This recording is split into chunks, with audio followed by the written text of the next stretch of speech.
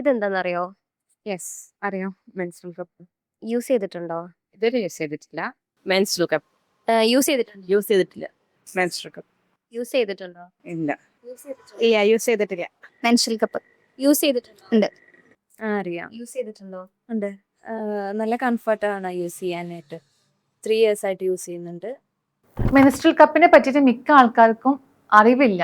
എന്നാൽ അറിയുന്ന ആൾക്കാർക്കാണ് അതിനെ പറ്റിയിട്ടുള്ള തെറ്റിദ്ധാരണകൾ മാത്രമേ ഉള്ളൂ. മെൻസ്ട്രൽ കപ്പ് ഒരു സിലിക്കോൺ ബേസ്ഡ് ആയിട്ടുള്ള ഒരു പ്രൊഡക്റ്റ് ആണ്. അതുകൊണ്ട് തന്നെ ഇത് ഭയങ്കര അലർജി ഫ്രീ ആണ്.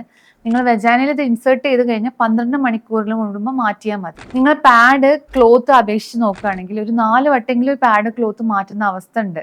അപ്പോൾ നിങ്ങൾക്ക് ഇങ്ങനെ മാറ്റാൻ പറ്റാത്ത സിറ്റുവേഷനുള്ള ആളാണ്, സ്വിം ചെയ്യുന്ന ആളാണ്, അതല്ലെങ്കിൽ യാത്ര പോകുന്ന ആളാണ്, അല്ലെങ്കിൽ പാഡ് മാറ്റാനുള്ള സൗകര്യങ്ങളൊന്നും ഇല്ലാത്തൊരു സിറ്റുവേഷൻ ആണെങ്കിൽ മെൻസ്ട്രൽ കപ്പ് ആയിരിക്കും ഒന്നുകൂടി നിങ്ങൾക്ക് അനുയോജ്യം. മെൻസ്ട്രൽ കപ്പിന്റെ വേറൊരു തെറ്റിദ്ധാരണയാണ് ഇത് ഇട്ടിട്ടുണ്ടെങ്കിൽ വെർജിൻ ആയിട്ടുള്ള കുട്ടികൾക്ക് ഹൈമൻ നഷ്ടപ്പെടുമെന്ന്.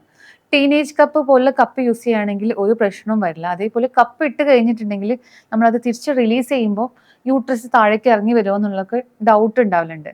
ഇതുകൊണ്ട് നിങ്ങൾക്ക് യാതൊരുവിധ പ്രശ്നങ്ങളും ഭാവിയിൽ ഉണ്ടാവാൻ പോകുന്നില്ല.